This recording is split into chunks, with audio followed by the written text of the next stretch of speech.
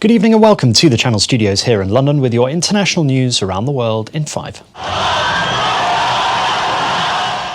Millions around the world have been seeing out 2020 and marking the start of 2021, although the coronavirus pandemic has forced many celebrations behind closed doors. With lockdowns or other restrictions in place in many countries, many would-be New Year partygoers were told to have a quiet night in. Others have attended ceremonies or festivals wearing masks or taking other precautions.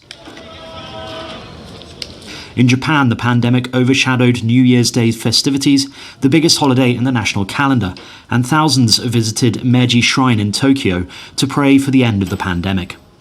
France's famous Champs-Élysées Avenue welcomed in the new year with an eerie silence as the clock struck midnight and police controls were in place to make sure everyone stuck to an 8 p.m. curfew in order to control the spread of the virus. Similar scenes were seen in London, where streets were devoid of the usual New Year's Eve celebrations due to the government's stay-at-home order.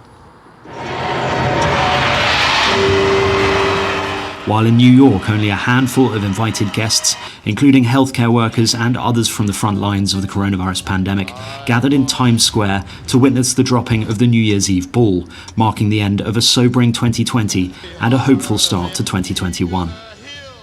The United Kingdom has left the European Union, turning its back on a tempestuous 48-year liaison for an uncertain post-Brexit future.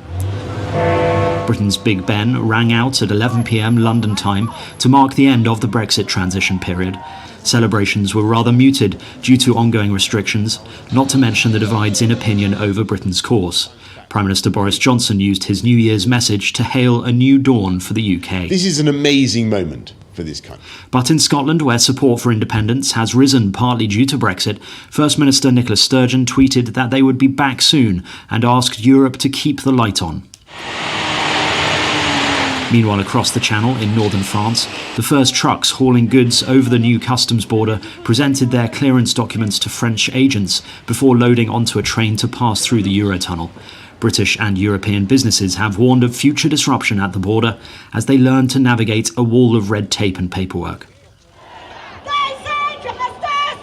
Australians have sung a different version of their national anthem from today after Prime Minister Scott Morrison announced a change to the lyrics. The reference to the country being young and free will be removed amid calls to recognise that its indigenous people are the oldest continued civilization in the world, changing it to "For we are one and free." The announcement was a surprise but welcomed across the government. Mr Morrison said he hopes the changes will create a spirit of unity. Swedish rescuers and Norwegian dog handlers are preparing a risky ground search for 10 people missing after a hillside collapsed in Norway. 10 people were injured, one of them critically. The landslide swept away more than a dozen buildings in the early hours of Wednesday, according to reports. Police said some 700 people had been evacuated from the area. Rescue workers continued to search the area for children and adults who are feared to have been caught in the mud and debris. Conditions remain challenging, with the clay ground still too unstable for emergency workers to walk on and temperatures registering -1 degrees. Tensions are mounting in Iran in the build-up of the first anniversary of the US drone strike that killed the top general Qasem Soleimani. In the memorial ceremony, Soleimani's successor, Esmail Ghani, underlined how his killing will not deter Iranian resistance and the country is still ready to respond. On Thursday, Iran's Foreign Minister Mohammad Javad Zarif accused US President Donald Trump of attempting to fabricate a pretext to attack Iran and said Tehran would defend itself forcefully. And finally, Pakistan's famous truck art will move from its highways to the skies as a flying academy is painting a two-seater Cessna aircraft with the colourful technique. With elaborate and flamboyant motifs, Pakistani truck art has become one of the South Asian country's best-known cultural exports. According to the artist, the aim is to send Pakistani culture around the world in the form of airplanes, with the hope to get to paint Airbus or Boeing aircrafts in the future.